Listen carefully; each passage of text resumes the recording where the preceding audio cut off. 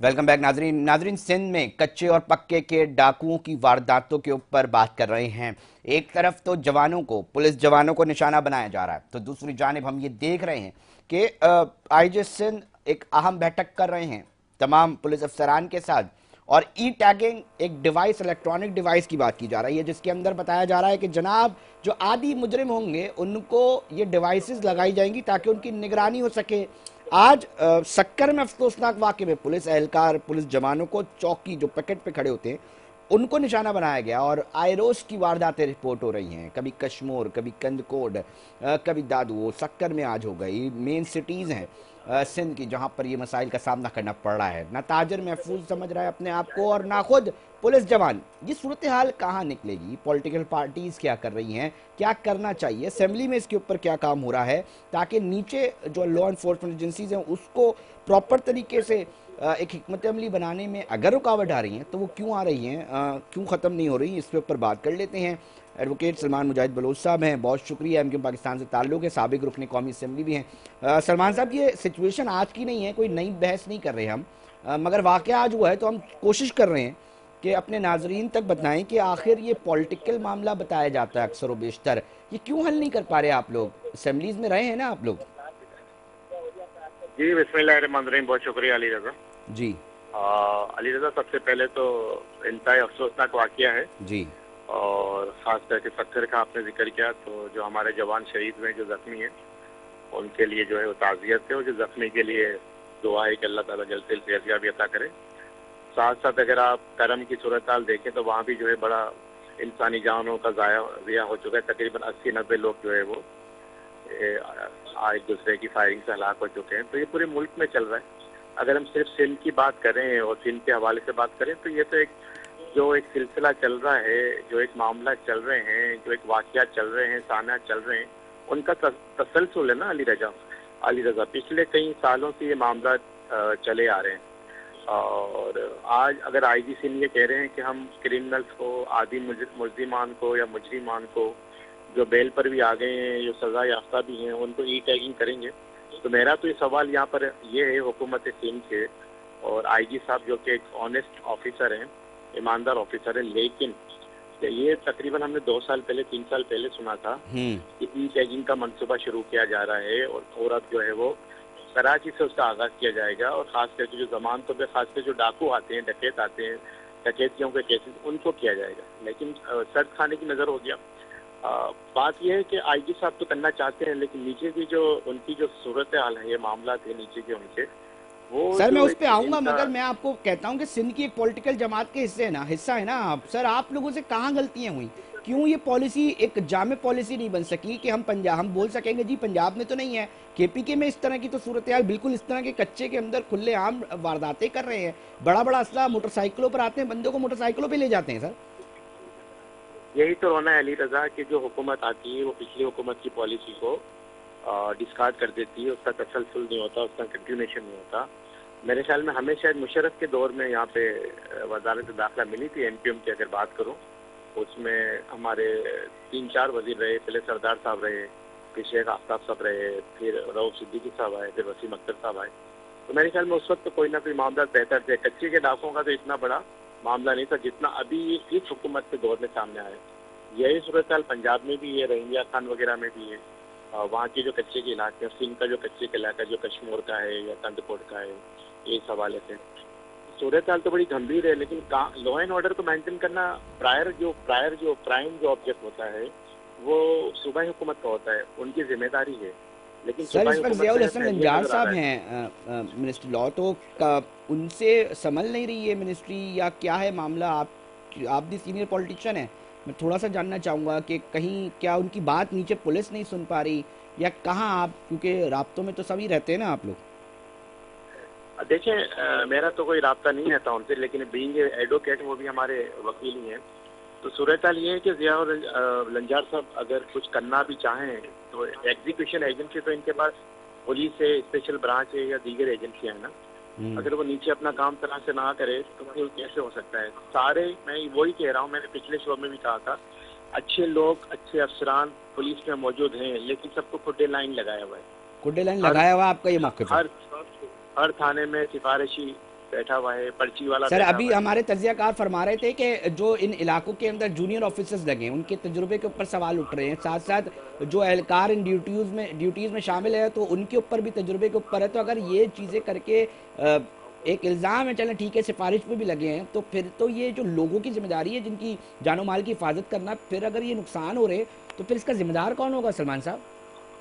अरे जिम्मेदार तो सिंध हुकूमत है ना। या जो सियासी जमातों की आप अगर बात कर रहे हैं, कराची की सियासी जमात की बात करूँ, एमक्यूएम की बात करूँ, तो एमक्यूएम तो यही कर सकती है, असेंबली में आवाज़ उठा सकती है। हम आवाज़ उठा भी रहे हैं और मामला को चला भी रहे हैं। लेकिन सूरत हाल ये अली रजा, ये जो पीपल्स पार्टी पिछले 17 सालों से सिंध पे हुक्मरानी कर रही है, हुक्मरान जमात है, सर वो आईजी उनका साहब काम बैठे हुए हैं बनता ना, है आज ना। बैठक लगा रहे हैं, पहले भी बैठते हैं और दीगर अफसरान भी बैठते हैं, कोशिश कर रहे हैं, कहते हैं हम कोशिश तो कर रहे हैं ना, पैसा भी लगा रहे हैं, सर चौकियां बन रही हैं।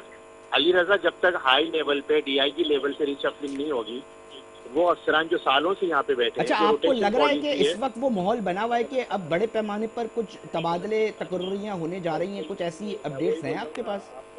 अली रजा, खबरें तो बहुत सारी हैं, लेकिन मैं तो डिस्क्लोज नहीं करना चाहूंगा। लेकिन मेरा ये सवाल है, जब तक इंटर प्रोविंशियल आपके एसएसपी डीआईजी के ट्रांसफर नहीं होंगे, इस सूबे के जो यहाँ 10-10 सालों से बैठे हैं वो दूसरे सूबों में नहीं जाएंगे, दूसरे सूबों के डीआईजी एसएसपी यहाँ नहीं आएंगे, तो मामला तो इसी तरह चलते हैं। हर कोई पार्टनर क्राइम है।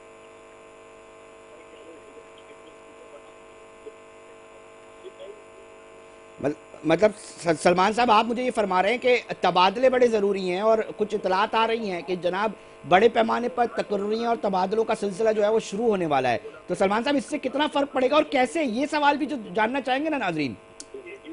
सर देखिए, फर्क कैसे पड़ेगा अली रजा, जब वहाँ से वफाकी हुकूमत अगर कोई डीआईजी का ट्रांसफर करती है दीगर सूबे में या आईजी का, तो यहाँ से सूबाई हुकूमत के वजीर आला कहते हैं कि हम उसे एनओसी नहीं देंगे, हमें उसकी जरूरत है। अच्छा सलमान अब आप साहब बताएं ना, साथ ही रहिएगा, सलमान साहब साथ ही रहिएगा। यूसुफ बलोच साहब ने भी ज्वाइन कर लिया है, रुकने सूबाई असेंबली है, पाकिस्तान पीपल्स पार्टी से ताल्लुक है। सर आपके इल्म में होगा, सक्कर में एक पुलिस वाले को निशाना बनाया, शहीद कर दिया गया, एक जख्मी हुआ है, पैकेट लगाकर जो जवान खड़े उनको भी निशाना बनाया जा रहा है। सिंध के अंदर जो ताजिर बरादरी है उनको अगवा किया जा रहा है, अगवा बराए तावान हासिल किया जा रहा है, और अगर कोई नहीं देता तो उसको भी गोलियां मारी जा रही हैं। साथ साथ कराची के अंदर भी स्ट्रीट क्राइम के जो मामलात हैं वो आपके सामने हैं। सर हुकूमत क्या कर रही है, सर क्या हो सकता है? आप असेंबली मेंबर हैं सर। जी यूसुफ साहब, यूसुफ बलोच साहब, मेरी आवाज आ रही है आपको? मुझे आपकी आवाज आ रही है। मेरी आवाज जी यूसुफ साहब, अली रज़ा, मेरा गालिबन यूसुफ साहब से राब्ता करने की कोशिश कर रहे हैं नाजरीन। यूसुफ साहब सूबाई हुकूमत के रुकन असम्बली भी हैं, लियारी से ताल्लुक़ है, ये भी एक हिस्सा रहा है। हम कोशिश करेंगे। यूसुफ साहब मेरी आवाज़ सुन पा रहे हैं आप? यूसुफ साहब से जो है वो राब्ता मुनक़ता हो गया है। हमारी टीम जो है वो दोबारा कोशिश कर रही है। सलमान साहब, अब आप ये कह रहे हैं तकर्रुरी तबादले हल है सर? सर मैं तकरीरी तबादले इस तरह से नहीं कह रहा, मैं कह रहा हूँ जो हाई ऑफिशियल बैठे हुए हैं, डीआईजी लेवल के जो लोग बैठे हुए हैं, आप मेरी पॉइंट को लेना, 10-10 साल के जो बैठे हैं वो अपनी गिरफ्त कर चुके हैं, उनका यहाँ से सीन से जाना जरूरी हो गया। मैं नाम किसी का नहीं ले रहा। ओके, एसएसपी लेवल के लोग हैं, एसपी लेवल के लोग हैं, ये इंटर प्रोविंशियल एक ट्रांसफर होते हैं हर 3 साल में, रोटेशन पॉलिसी है, उस पर सीन में अमल ही नहीं हो रहा ना। सूबाई हुकूमत वजीर आला सिंह उस पर अमल ही नहीं होने दे रहे। कितने साल से ये अमल रुका हुआ है सर? सर अभी निगरान दौर में जिनको भेजा था, जैसे पीपल्स पार्टी की हुकूमत है, वापस बुला लिया उनको। ओके, और आप समझते हैं रोटेशन से बड़ा फर्क आ सकता है? फर्क आ सकता है सर, जैसे जब नया अफसर आएगा, नए जज्बे के साथ आएगा, वो अपनी अपनी रेट को कायम करने के लिए, अपनी एफिशिएंसी को दिखाने के लिए वो कुछ ना कुछ तो करेगा। यहाँ तो सूरत हाल कुछ और ही है ना। अभी आप देखें ना, कच्चे के डाकों के हवाले से जो एसएसपी बुक्टी का वाकया आया, सामने आया, उसके बाद जो मौके आया डीआईजी सक्कर का, आपस में लड़ रहे हैं ना, कि डीआईजी हैदराबाद फोन कर रहा है कि तुम इसको छोड़ दो। इसके बाद तो मामला इतने खराब है, तो उसके बाद वो बुक्टी का तो ट्रांसफर हो गया, इंक्वायरी शुरू हो सर गई। दोनों का तबादला हो, हाँ। इस तरह की सूरत हाल होगी तो इल्जाम क्या था कि वो कच्चे के डाकों को सपोर्ट कर रहा है। भाई इतना बड़ा इल्जाम आया तो ये बात को क्यों दबा दिया गया? इस बात की जुडिशियल इंक्वायरी क्यों नहीं कराई गई? अब तक कोई एक्शन पब्लिक के सामने सर क्यों वकील नहीं है आए? सर, आप मामले चले को- आते हैं अदालत, एक दरखास्त डाल देते हैं कि सर इतना बड़ा मामला है, इंसानी जानों का मसला है सर। सलमान साहब, सर, हाँ हमारी अदालतें भी माशाल्लाह, चीन की अदालतें भी माशाल्लाह सर, अल्लाह खैर करे। नहीं, एक मिसाल है ना, आप जा तो सकते थे ना सर? सर, सर ये जाया तो जा सकता है इसके इंटर- ऊपर, ऐसे मैं कर तो लेते हैं, वेट कर जाया रहा जा हूँ सकता है सर? मैं तो अब फिलहाल नहीं, जब तक इंक्वायरी फाइनल ना हो जाए ना, क्योंकि ये इंटर डिपार्टमेंटल मामला है ना। जब तक यूसुफ इंक्वायरी सामने नहीं साहब, आती, तब यूसुफ तक आप नहीं साहब जा बड़ा सकते शॉर्ट फिलहाल। टाइम रह गया, रब्ता करने की टीम कोशिश कर रही है सर, मौकिफ दे दे, कैसे रुकेंगे सर ये जराइम सिंध के? कच्चे के डाकू किस तरह रुकेंगे सर? ये स्ट्रीट क्राइम्स की वारदातें कैसे रुकेंगी सर? जी जी जी। सर ये इस तरह रुकेंगे कि जब तक आप इसकी पॉलिटिकल सरप्लसी खत्म नहीं करेंगे, जब तक ये मामला नहीं सलमान साहब, रुकेंगे। मैं कोशिश करता हूँ यूसुफ बलोच साहब से, पता नहीं क्यों रब्ता नहीं हो पा रहा। यूसुफ बलोच साहब, मेरी आवाज़ सुन पा रहे हैं आप? जी जी, आवाज आ रही है जी। सर ये कैसे रुकेंगे जराइम सर? थोड़ा शॉर्टली बता दीजिएगा, टाइम बड़ा कम रह गया है। ये क्राइम तो सर दुनिया आज में पुलिस तो जवानों को शक्कर में गोलियां मार दी गई, जो तहफ्फुज पिकेट लगाकर खड़े हुए थे ना, डाकू आए डम डम डम। देखिए, क्रिमिनल तो क्रिमिनल ही होता है, कहीं पे हो, चाहे सक्कर हो, चाहे कराची हो, चाहे कच्चा हो, क्रिमिनल क्रिमिनल ही होता है। इनकी बाकायदा इनका ताकुब होना चाहिए। इनको ये आते हैं, अगर सर किसी सलमान साहब ने एक सवाल वारंट- उठाया है कि बड़े अफसरान के जो तबादले तकर्रियां हैं वो क्यों नहीं हो पा रही सर सिंध में? डीआईजी मैं लेवल्स आपकी की, आवाज सही आवाज नहीं सर आ रही डीआईजी है। लेवल्स की तकर्रियां तबादले क्यों नहीं हो पा रहे? सलमान मुजाहिद बलोच साहब ने ये सवाल उठाया है। मेरे ख्याल, हेलो अ, हेलो, यूसुफ बलोच साहब, सलमान मुजाहिद साहब सवाल उठा रहे हैं। लाइन कट गई, नादरीन कोशिश कर रहे थे बार बार, और इससे पहले भी वक्त की कमी है।